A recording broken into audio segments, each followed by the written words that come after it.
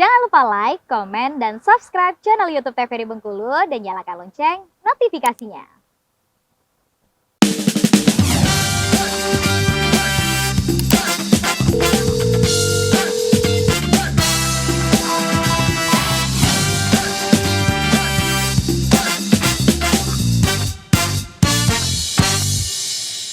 Sahabat sehat di rumah, terima kasih Anda masih bersama kami dalam Dokter Kito Bersama Kita Sehat. Kembali mengingatkan tema kita hari ini gangguan stres pasca trauma, dan masih bersama dengan Dokter Sony dan juga Dokter Else.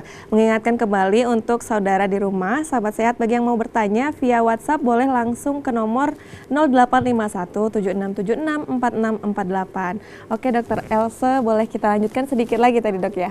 Oke, silakan. Slide. Kita masuk ke tata laksana. Nih, ini adalah terapi yang pertama itu ada yang TFCBT gitu ya, Trauma Cognitive Behavior Therapy. Ini adalah terapi dia sinkron ya, terapi behaviornya ada, perilakunya ada, kognitifnya ada.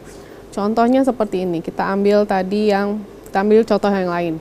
Misalnya ada nih seseorang dia trauma karena dia perampokan di gang-gang sempit, misalnya gang-gang gelap atau gang sempit. Terapi yang diberikan adalah terapi perilakunya, jadi dia dihadapkan kembali ke terapinya. Tentunya dengan desensitasi, maksudnya mungkin yang pertama kali dilakukan dia dihadapkan dengan gangnya, tetapi tidak disuruh masuk ke gangnya atau diperkenalkan dulu, nih gangnya bersama dengan orang lain seperti itu ya. Nanti berangsur baru berikutnya terapinya baru masuk ke gangnya mungkin semeter 2 meter dulu. Jadi dianya memang dihadapkan dengan trauma yang sebelumnya yang dia insiden yang terjadi. Nah, supaya tujuannya adalah untuk membangun percaya dirinya kembali dan sehingga dianya itu mampu untuk mengkompensasi apabila dianya lewat di gang yang sempit dan gelap tadi. Dan sekaligus di terapi di TFCBT ini juga tentunya dilakukan terapi-terapi untuk misalnya psikiaternya akan memberikan advice yang positif-positif bahwa kejadian itu tidak akan selalu terjadi, misalnya seperti itu ya. Dan apabila pun terjadi, itu pun akan sangat jarang seperti itu ya. Dan mungkin diajarkan untuk lebih percaya diri lagi, ketakutannya harus dilawan seperti itu.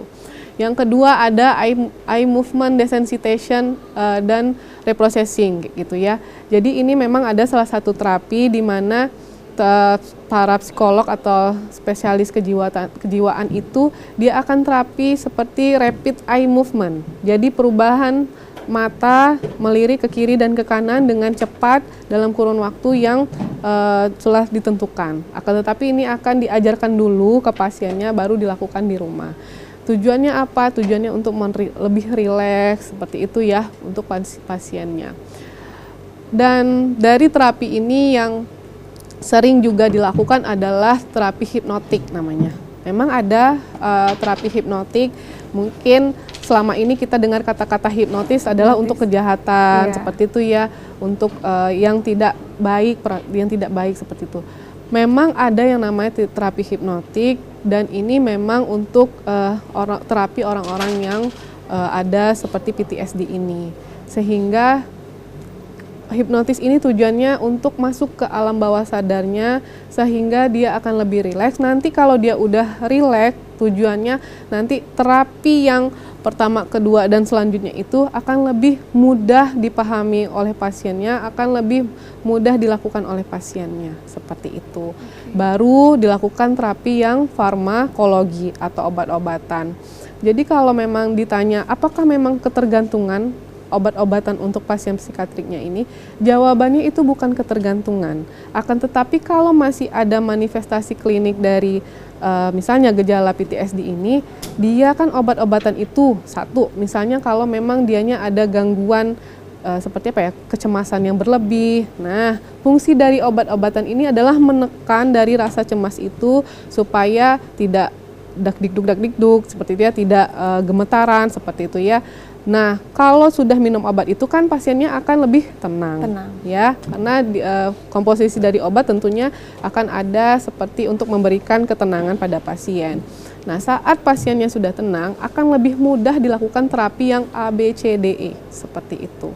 Karena kalau pasiennya itu tidak bisa lagi dikendalikan, waktu menemui dokternya sudah seperti orang skizofren atau sudah yang manifestasinya sudah berat seperti itu ya, akan lebih susah dokter akan melakukan terapi yang psikoterapinya. Nah, namun sekali lagi tentunya untuk terapi yang khususnya PTSD ini diperlukan seperti yang multi peran seperti itu. Yang pertama memang dari diri pasiennya sendiri yang ingin keluar dari PTSD ini. Nah, harus dibulatkan tekad pasiennya memang betul-betul mau sembuh, istilahnya seperti itu. Yang kedua tentunya keluarga. Karena kalaupun dianya sudah diobati di rumah sakit atau dengan tim medis, kalau di rumahnya masih ada hal-hal yang tidak terdukung seperti itu, yang tidak mendukung secara emosionalnya, nanti di rumah dia akan bengang-bengong lagi, akan teringat flashback lagi seperti itu ya. Jadi peran dirinya, peran keluarganya, peran lingkungannya dan keluarga sekitar seperti itu. Itu untuk terapi untuk PTSD-nya. Artinya peran keluarga itu penting sekali ya, Dok, Penting, untuk kesembuhan. sangat penting. Karena kalau dari luar saja, dari dalam diri saja, tapi masih diulang-ulang di rumah, tetap sulit hilang, Dok. Sulit. Ya? Sulit hilang. Dan juga kalau untuk yang PTSD ini dia secara teorinya, misal dia sudah sembuh, sudah dikategorikan sembuh untuk PTSD-nya, malah sebaiknya atau direkomendasikan setahun selanjutnya, setahun pasca sembuh, terapinya tetap diberikan supaya tidak ada pengulangan dari PTSD-nya itu. Baik. Terima kasih banyak Dokter Oke. Else dan juga Dokter Sony tadi yang sudah menyampaikan materi kita gangguan stres pasca trauma. Nah, tadi Dok, kita lanjutkan ke pertanyaan nih. Oke, boleh. Teman-teman sudah banyak bertanya via Instagram tadi TVRI Bengkulu. Nah, berikut Dok. Boleh dokter siapa duluan mau jawab pertanyaan yang mana? Siapa? Yang mana? Aku dulu nih, Kak. Oke, Dokter Sony dulu ya. Oke, Dokter Sony. Dari sini aja. Yang Rosa Nur Hosana. Hmm. Assalamualaikum dokter, izin bertanya dok, bagaimana cara kita bisa menghilangkan rasa trauma berlebihan? Apakah semua trauma dalam diri manusia bisa dihilangkan secara permanen? Jika bisa, bagaimana caranya?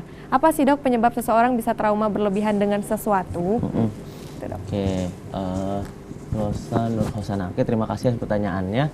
Jadi seperti yang kita tahu ya, bahwasanya memang rasa trauma itu ambangnya berbeda-beda. Iya. Iya, kadang yang saya anggap biasa aja mungkin di orang lain nggak biasa, yang orang lain anggap biasa pun begitu dengan saya iya. gitu kan. Jadi memang perlu kita ketahui dulu seberapa besar legowo kita terhadap sesuatu ya.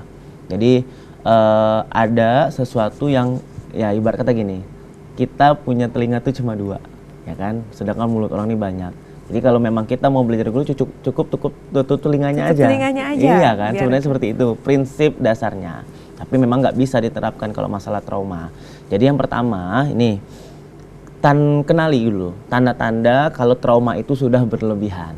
Oke, yang pertama jika kalau keluhan tersebut sudah mengganggu aktivitas sehari-hari gitu kan, misalnya mengganggu konsentrasi dalam belajar gitu kan, menghilangkan kontribusi dalam komunitas seperti itu, kemudian menghilangkan minat dalam sesuatu, itu berarti sudah ada tanda atau gejala yang mempengaruhi aktivitas gitu. Kalau memang sudah berat, ditambah lagi dengan beberapa hal yang timbul seperti gejala-gejala dia mudah cemas, mudah tegang, diingatkan sekali langsung sakit hati, seperti itu.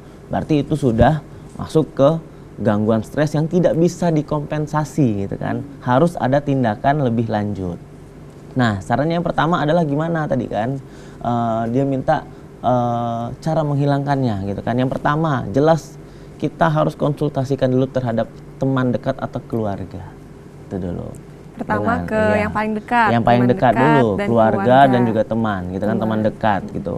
Ceritakan dan diingatkan juga. Kita pun juga harus tahu nih sebagai seseorang yang mendengarkan curhatan itu sebenarnya memang benar. Kita tuh cukup jadi pendengar yang baik dan tidak usah sebenarnya memberikan advice kalau memang tidak diminta. Artinya jika tidak diminta Iya, advice, maka tidak usah memberi ya dok ya? Iya, cukup memberikan kita, oh iya semangat, mungkin ini belum rezekinya kamu gitu kan. Iya, kecuali dia meminta advice seperti itu kan, kira-kira gimana ya boleh kalian sampaikan dengan baik. Tapi dengan syarat, jangan berikan masukan yang menjatuhkan ya. Berikanlah saran atau masukan yang membangun gitu, agar timbul lagi jiwa-jiwa positif gitu. Iya. Terus juga kalau memang sudah berkelanjutan sampai mengganggu aktivitas sehari-hari, ya monggo dikonsultasikan dengan psikiater. Jika memang butuh obat, ya udah kita berikan obat untuk menghilangkan rasa-rasa gelisah tersebut. Iya, baik. Itu tadi untuk Rosa Nurasana. Terima kasih banyak Dokter Sony sudah menjawab. Oke, untuk pertanyaan berikutnya silahkan Dokter Else, mau pilih yang mana? Dari ini ya, Real Farizi ya. Real Farizi, izin bertanya dokter, kapan waktu yang tepat kita menemui psikiater atau psikolog? Dan jika menggunakan BPJS, harus pada kondisi fisik dan mental seperti apa baru bisa mendapatkan rujukan? Nih dok, mungkin ada pengalaman yang mungkin bisa dibagikan ini. Banyak ya, memang kita BPJS ya sekarang ya. Jadi gini, kalau memang ada di rumah ya, atau merasa diri sendiri, yang pertama itu pasti terlihat dari dia kondisi apa ya namanya ya, psikososialnya atau interaksi sosialnya. Itu yang pertama. Biasanya saya akan tanyakan kepada orang yang terdekat, atau ibunya atau bapaknya seperti itu ya. Ibu, ini anaknya ada yang berbeda tidak dari mungkin sebulan yang lalu kondisinya seperti apa? Apa yang berbeda? Misalnya ibunya bilang, iya dok, biasanya anaknya ceria, tapi tiba-tiba 1 bulan ini dia tidak mau keluar rumah, tidak mau bersosialisasi, malah semuanya dikerjakan di dalam kamar. Jadi dari sekolah ke kamar, ya itu sudah tanda-tanda berarti dia ada perbedaan interaksinya dari 1 bulan yang lalu, gitu, misalnya ya, dan sekarang. Yang kedua, seperti yang disampaikan Dokter Sony tadi, apakah ada yang mengganggu aktivitasnya sehari-hari? Seperti itu ya, mungkin akhir-akhir ini kok dia sering gemetaran, mengganggu aktivitas dong untuk keluarnya, atau mengganggu aktivitas dia sehari-hari. Itu sudah terdapat 2 poin yang menggambarkan dia harus kita rujuk, harus diberi pertolongan. Mungkin di rumah sudah diberikan pertolongan awal, sudah dinasihati, mungkin sudah ditanya oleh orang tuanya, kakaknya ya, ada apa, cerita dong, seperti itu ya. Mungkin ini sudah termasuk kriteria rujukan. Nah, kalau untuk menggunakan BPJS memang harus ke Vaskes pertama dulu. Puskesmas. Iya, puskesmas atau klinik yang yang di mana BPJS-nya terdaftar. Baru nanti akan diberikan rujukan seperti itu. Baik, terima kasih Dokter Else sudah menjawab. Kita akan lanjutkan menjawab pertanyaan, namun usai jeda pariwara berikut ini ya dok. Untuk sahabat sehat di rumah, jangan kemana-mana, tetap bersama kami dalam Dokter Kito, bersama kita sehat.